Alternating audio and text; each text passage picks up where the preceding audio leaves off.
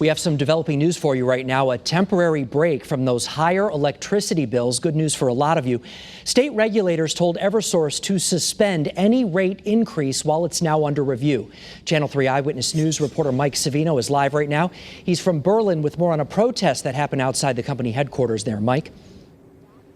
Yes, and Mark, it's actually still going on. It's just moved a little bit. There were a few dozen protesters out here until about 3:30. They then moved down the road where it meets with Berlin Turnpike, where periodically we can hear traffic honking at the protesters who've remained on site. Now, you mentioned that temporary rate suspension.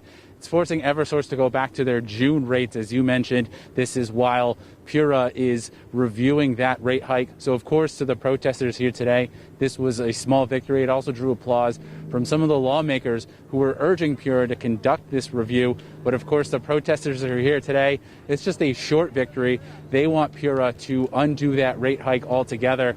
They were also joined out here by Senator Richard Blumenthal, who is drawing attention to Eversource's most recent earnings report. He says it shows that Eversource has plenty of cash and does not need to do this rate hike right now.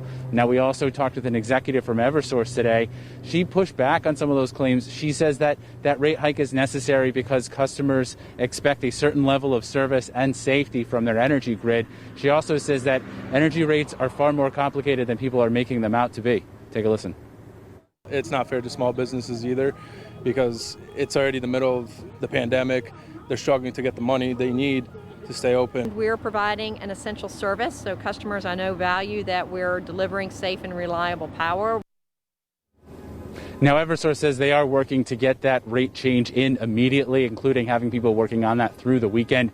But PURA says that this suspension is not retroactive, so those bills that you already have received, you do have to pay those at that increased rate. The suspension only applies to the ongoing bills while the review is happening. We'll have more on the protest coming up on Eyewitness News at 5. Live from Berlin, Mike Savino, Channel 3 Eyewitness News.